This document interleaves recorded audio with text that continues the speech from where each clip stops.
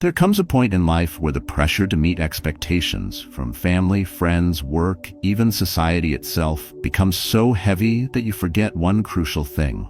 You were never meant to live for everyone else. You begin to feel it in the quiet moments, in the fatigue that doesn't go away, in the way you smile less and say yes when every part of you wants to say no. But something shifts when you finally draw a line and say, "This time, I choose me." That choice, though it may seem small, is a turning point that changes everything. This video is about that exact moment. Not the fantasy of running away from it all, but the real, honest transformation that begins when you stop betraying yourself to be accepted. What happens when you stop putting your needs last? When do you stop pleasing, overextending, and over-justifying? You reclaim your voice, your energy, and most importantly, your peace. The world may resist at first, but what comes next is clarity, alignment, and a life that finally feels like your own. If this message speaks to you, don't keep it to yourself. Subscribe for more content like this, and let's grow together. And if you've ever had to reclaim yourself from a life that wasn't yours, tell your story in the comments. I read everyone. You're not alone in this. Let's begin. 1. Face yourself. The first step to living authentically. There's a moment, usually quiet, often uncomfortable, when you finally stop long enough to realize you're not living your life. You're performing it, and it didn't happen all at once.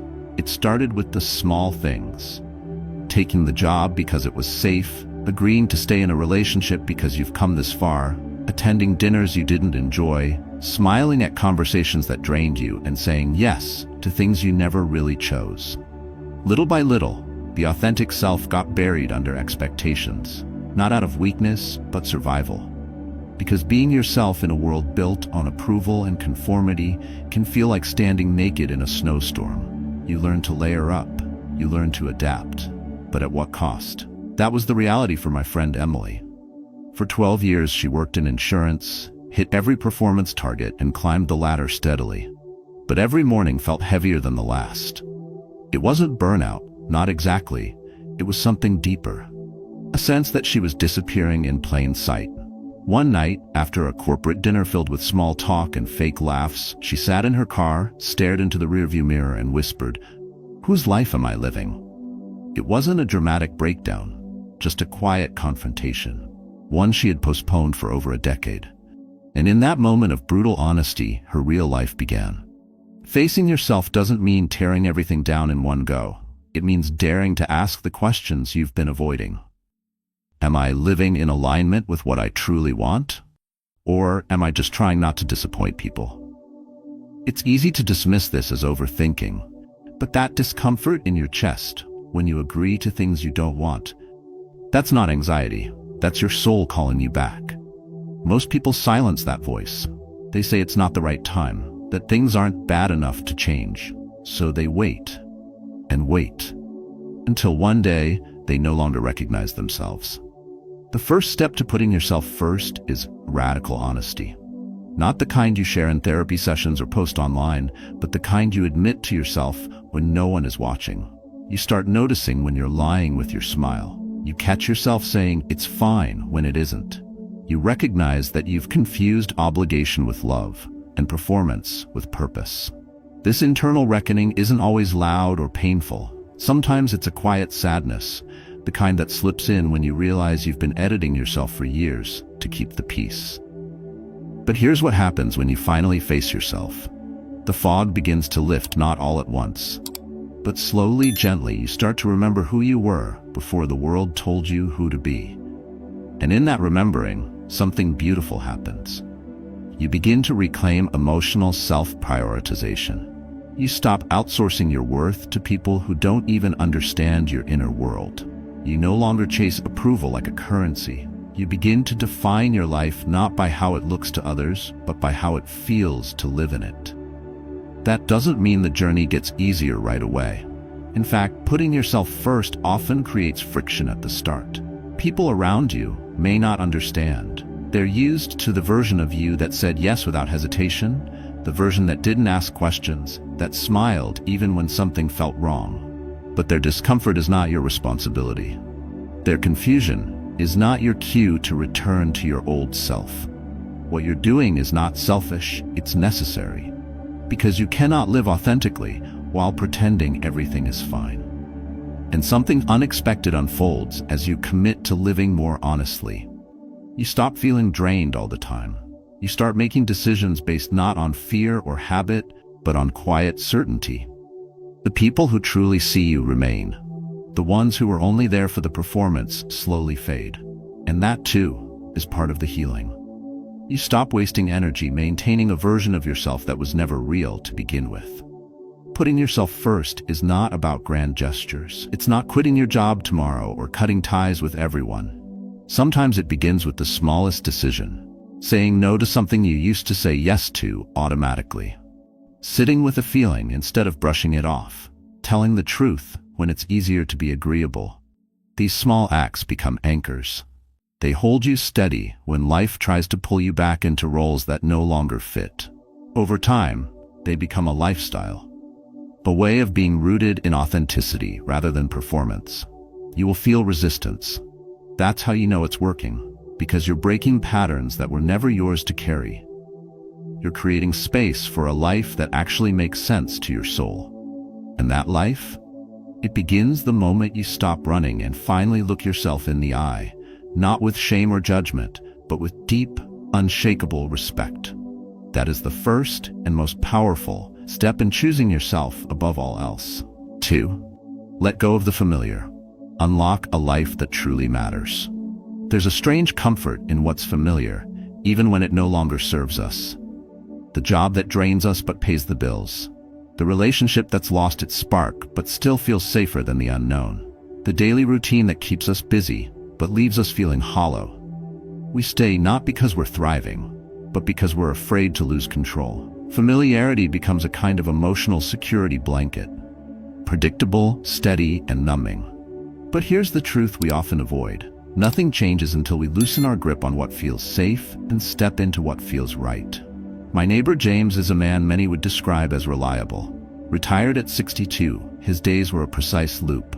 Wake up at 6, read the paper, drink 2 cups of coffee, water the plants, and sit in silence. From the outside, it looked peaceful, but I noticed something else. The way he sighed a little too often. The way he brought up the past more than the present, and how he spoke of retirement like a slow erasure. One day, after months of these quiet rituals, James signed up for a basic pottery class at the local library. It wasn't a big deal, no reinvention, no grand declaration. But the week after his first session, he said something that hit me deeply. I don't need to do anything big. I just needed to stop living like I had nothing left to try. That shift, small as it seemed, was the beginning of a life that started to matter again. Letting go of the familiar isn't about recklessness. It's about reclaiming the parts of you that went silent under routine. It's acknowledging that safety, when stretched too far, becomes a cage.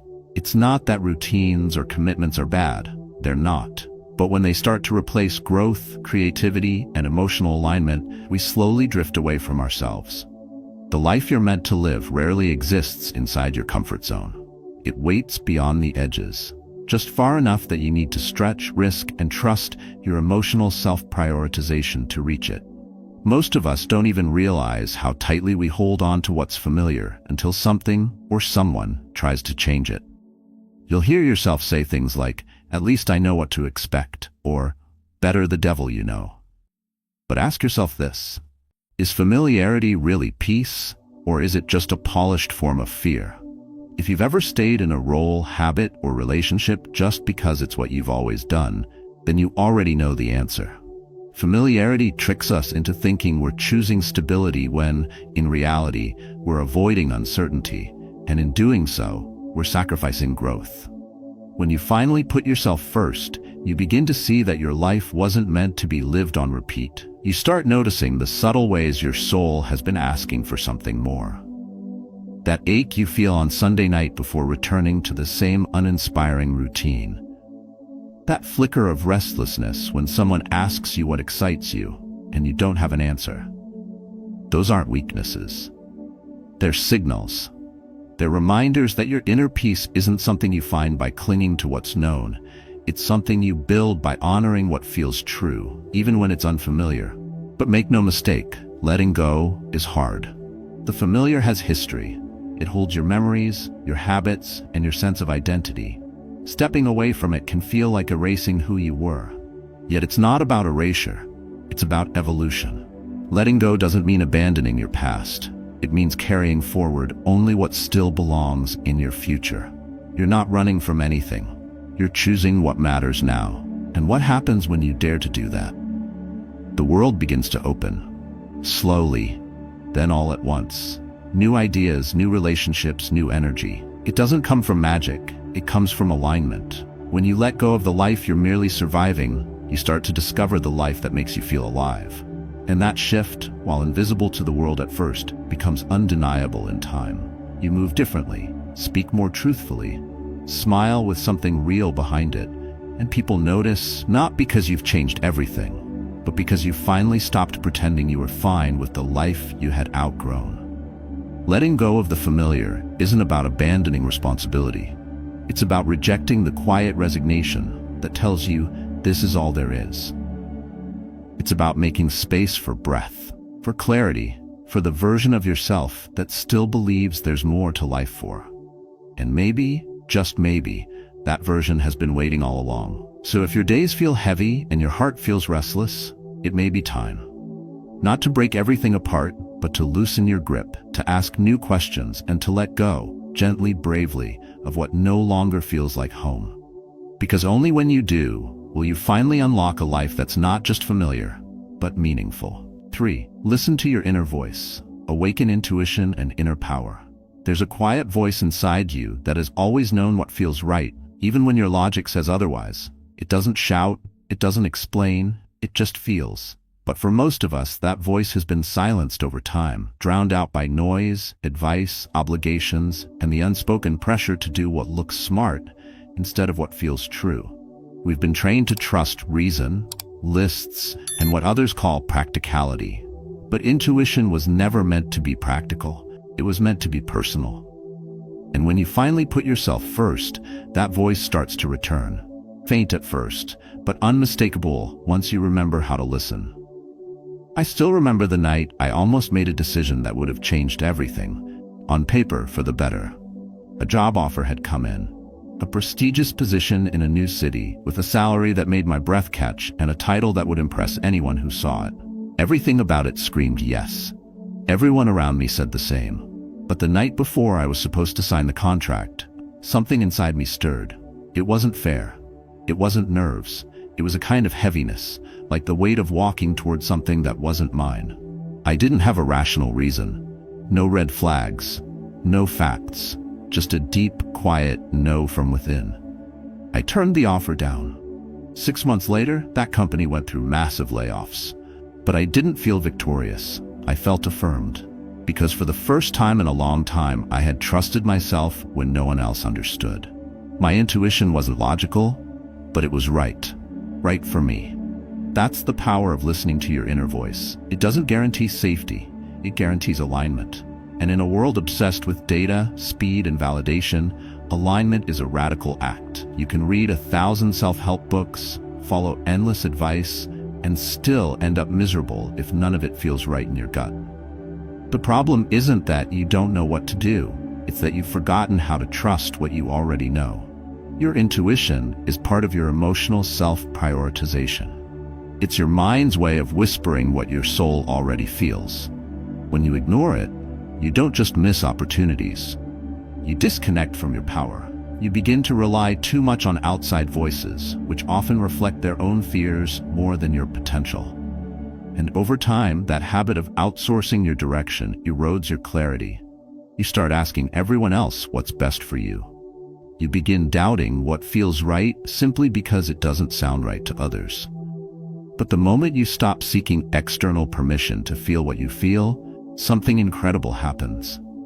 You reconnect with the part of you that was never confused to begin with. It's not louder, it's just clearer. And it always was.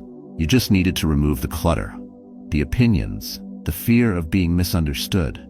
The pressure is to explain your choices with bulletproof logic. Putting yourself first means learning to listen inwardly again. Not to the loudest thought, but to the truest one. Not the voice shaped by fear, but the one rooted in inner peace. And this is not about being impulsive. It's about being honest.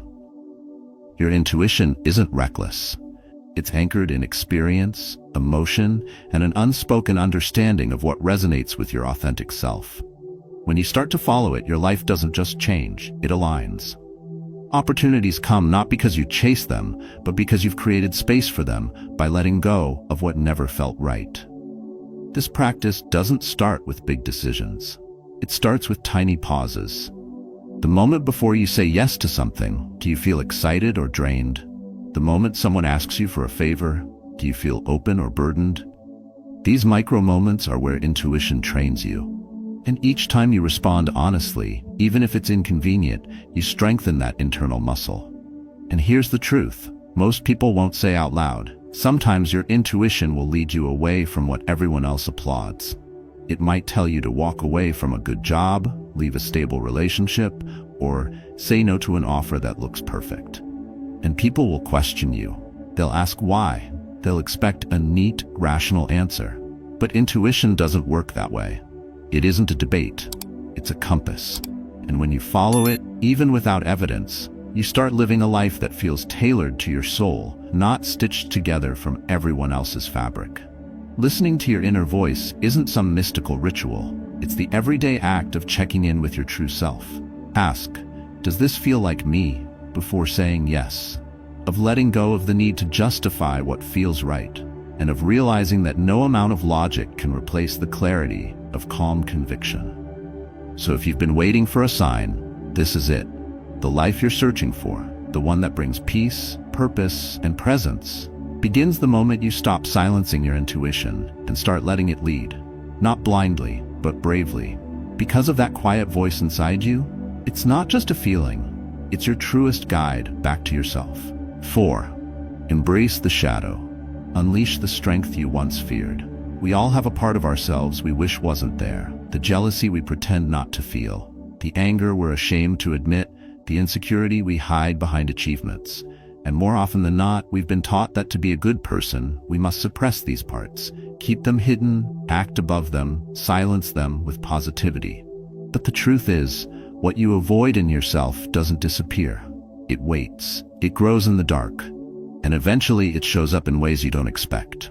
Short tempers, sudden guilt, emotional triggers that make no sense on the surface. You don't overcome the shadow by pretending it's not there. You overcome it by turning toward it, by embracing it, understanding it, and reclaiming the power it contains. That is what it means to truly choose yourself. A few years ago, my niece shared something that stopped me in my tracks. She said, "Every time one of my friends gets praised, I feel jealous. And then I feel awful because I hate feeling like that." She didn't want advice. She did not feel broken. I didn't tell her to be grateful or to focus on herself. Instead, I asked, "Why do you think that feeling shows up?" We talked. She realized it wasn't about the praise her friends received. It was about the lack of acknowledgement she felt in her own life. She wasn't proud of that jealousy, but it carried information. It told her what she needed to see. That conversation was the beginning of her transformation, not by killing the envy, but by facing it without shame. And in doing so, she became more self-aware, more confident, and more honest. This is the work most people run from. We all want growth, but we want it sanitized. We want peace, but we resist the discomfort that makes it possible. Your shadow isn't your enemy. It's the part of you that holds your most unprocessed truths. And when you reject it, you reject pieces of your own story.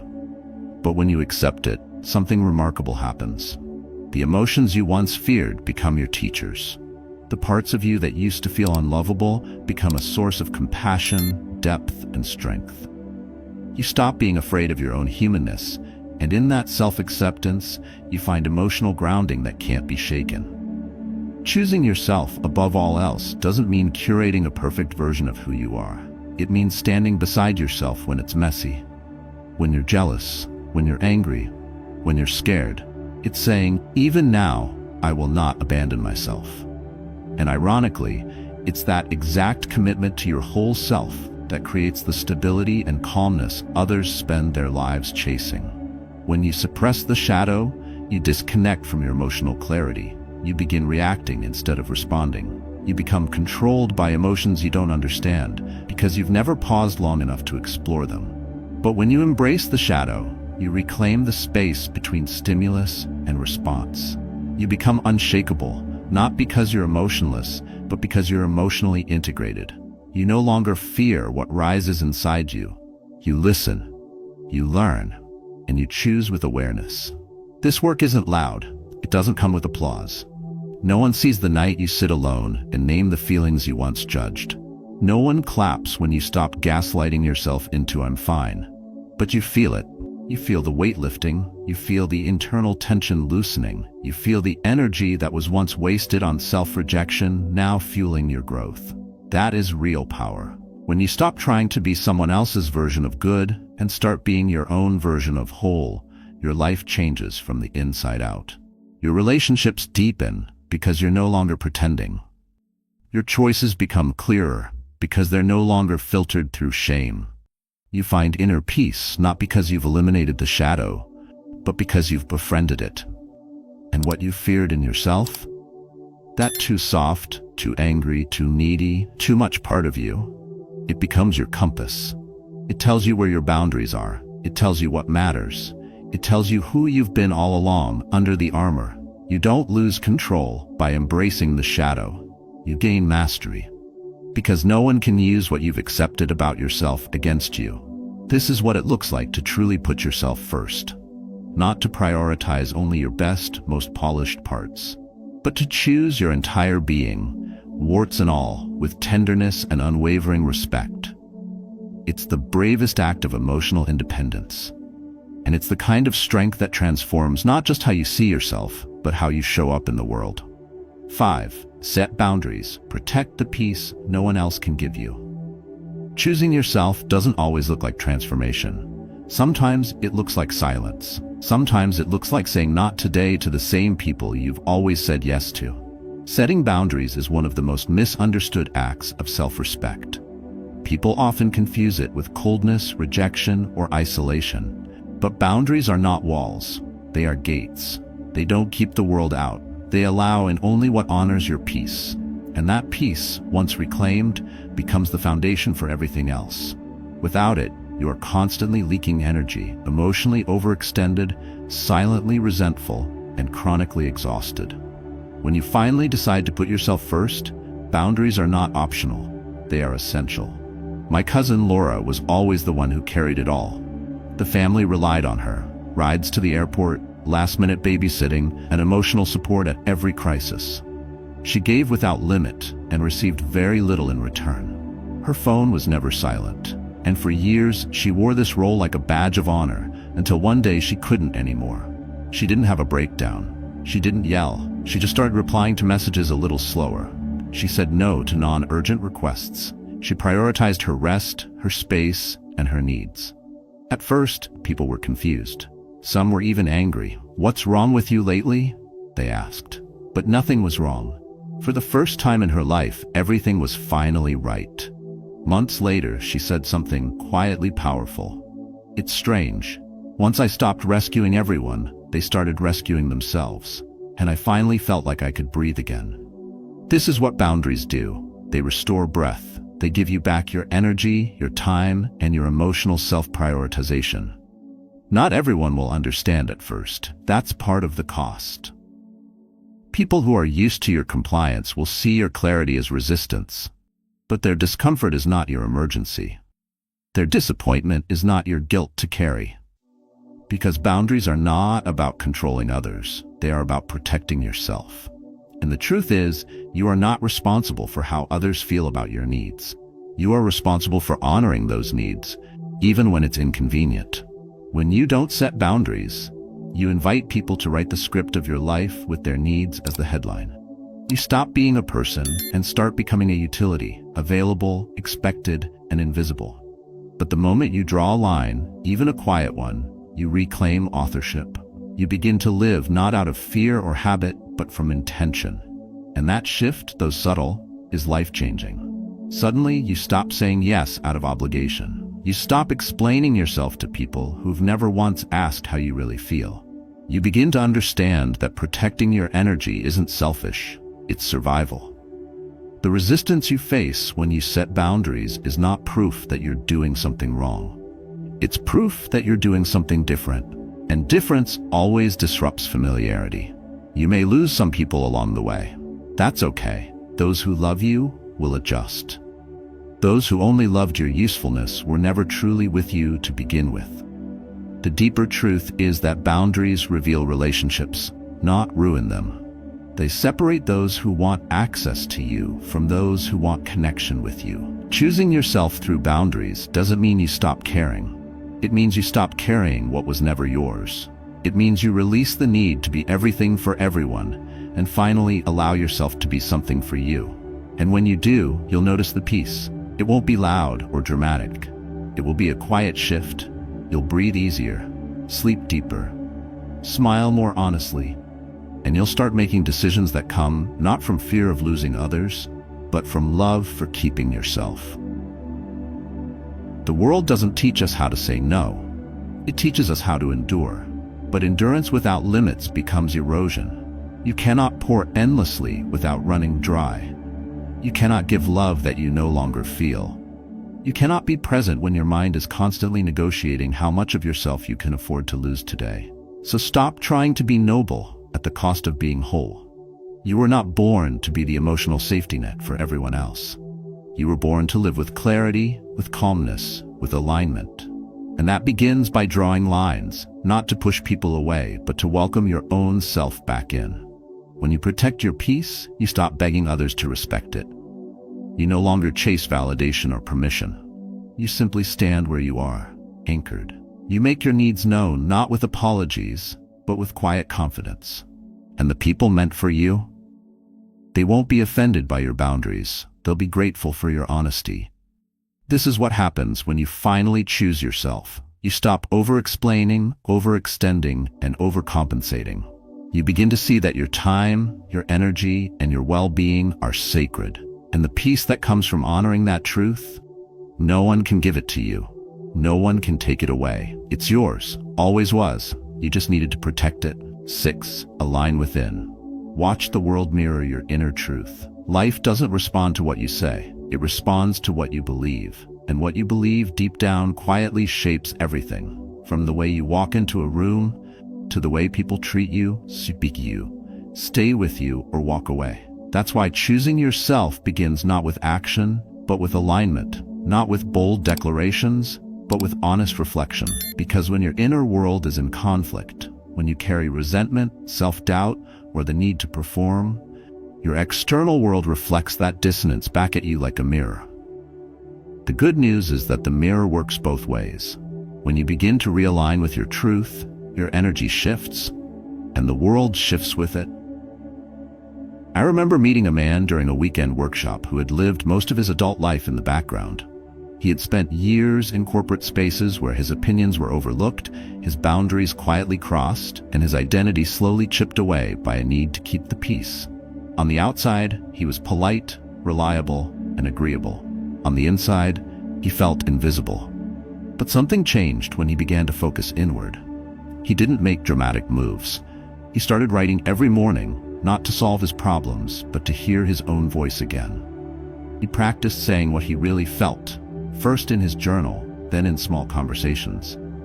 Eventually, he left his high-stress job and accepted a quieter role that paid less, but gave him time to breathe. I didn't need to make the world softer, he told me. I just needed to stop hardening myself. And slowly, the people who drained him faded away. They weren't pushed. They simply no longer resonated with his energy. And in their place, new people showed up. Gentler, more curious, more aligned. He hadn't changed the world. He had changed his frequency. That is the secret no one tells you. The world doesn't meet you where you pretend to be. It meets you where you truly are. When you're living in misalignment, your life becomes filled with friction. You say yes when you mean no, and then wonder why you feel overwhelmed. You keep people close who unsettle your peace, and then ask why your mind feels heavy. You force smiles in rooms that make you shrink, and then question why you feel unseen. But none of that is random. It's your energy signaling a mismatch. And when you finally put yourself first, truly first, your alignment begins to send a different message. A message that says, I know who I am, I know what I allow, I know what I walk away from. This is not magic, it's not manifesting. It's emotional integrity, it's inner clarity that shapes outer reality. When your thoughts, values, and actions begin to match, your life stops feeling like a performance. It starts to feel like peace. And you no longer have to push or chase or prove. You become a magnet, not because you're louder, but because you're truer. What is meant for you can finally find you, because you're no longer hiding behind someone else's script. Aligning with doesn't mean life becomes perfect. It means you stop betraying yourself just to make it tolerable. You stop compromising your truth to make others more comfortable. You stop giving versions of yourself that cost you your joy. And yes, people may notice, some might pull away, others may be confused, but this is the cost of clarity. Not everyone is meant to walk with you at every stage of your becoming. And that's not a loss, that's alignment. True self-worth doesn't shout, it doesn't beg, it doesn't seek approval in rooms where your soul is ignored. It simply exists. In how you speak, in what you tolerate, in what you allow to stay. And when you hold that energy consistently, the world can't help but mirror it. You start finding conversations that nourish you, jobs that don't leave you drained, relationships that don't require translation. You begin to feel safe, not because the world changed, but because you finally stopped fighting yourself. So many people live reactive lives, adjusting constantly to survive environments they were never meant to be in. But the real shift happens when you stop adjusting and start aligning. When you decide that your inner peace is not negotiable. When you treat your emotional boundaries not as a luxury, but as the ground beneath your feet. And in doing so, you send a silent but powerful message to the world. This is who I am, and this is what I no longer accept. The transformation is subtle but profound. You speak less, but your words carry weight. You move slower, but your presence lands stronger. You expect less noise and find more clarity. And the more consistent you are with this internal calibration, the more effortless life becomes. Not because it's easy, but because it's honest. This is what happens when you align within. Your life stops being a negotiation and becomes a reflection.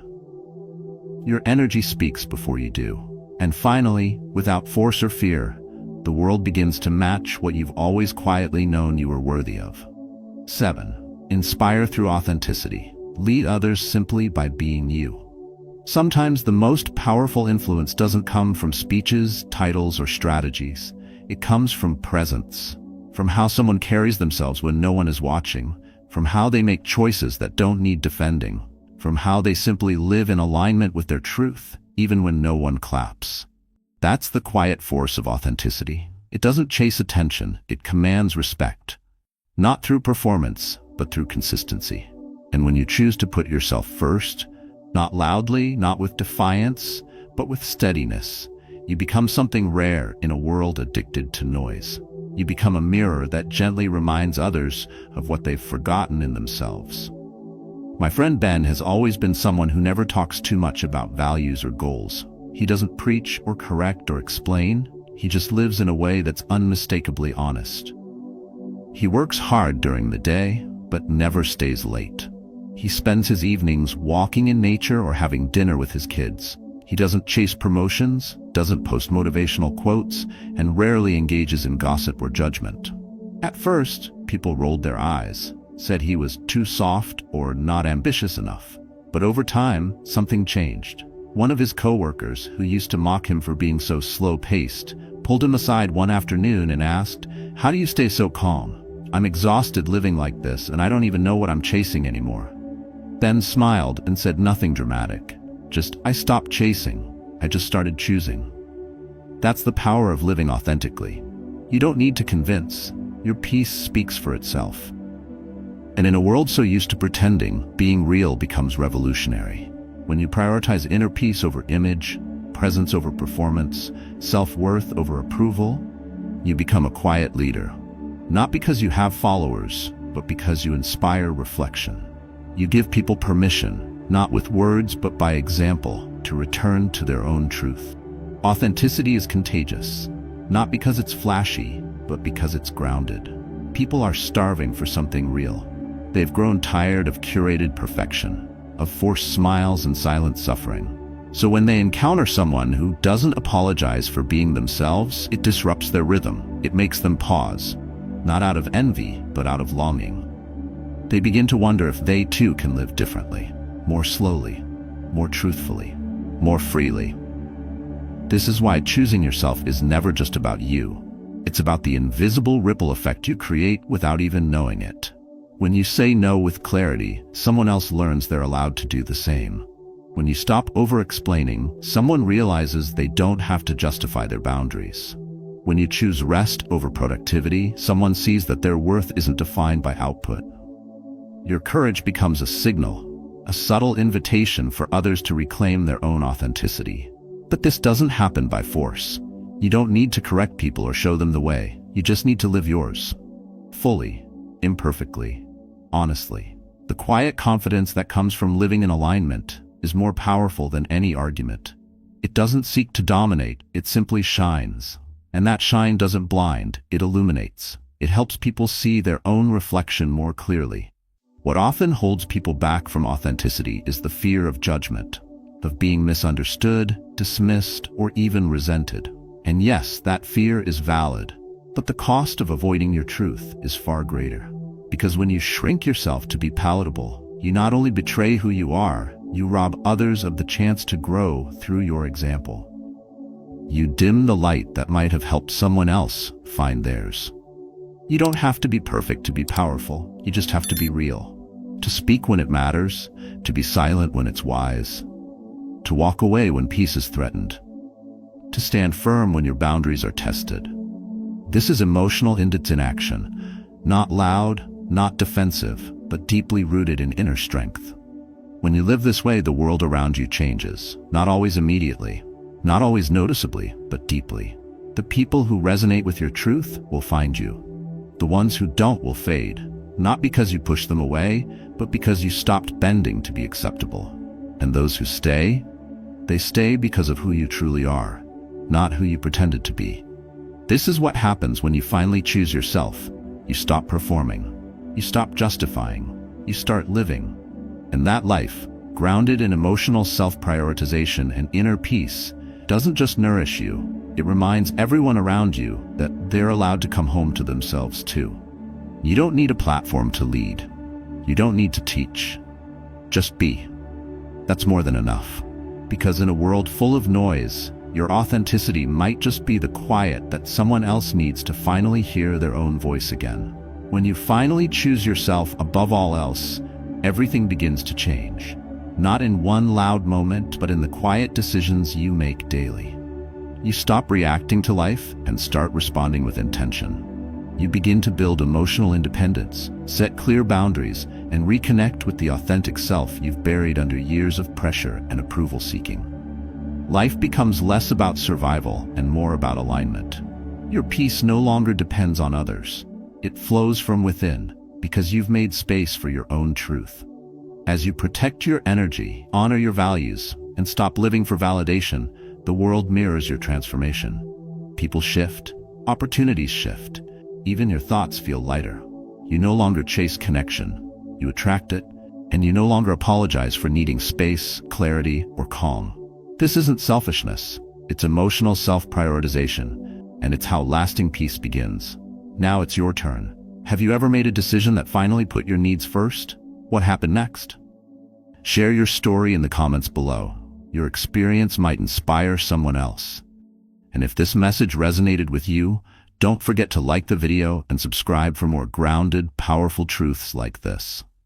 Let's keep growing together.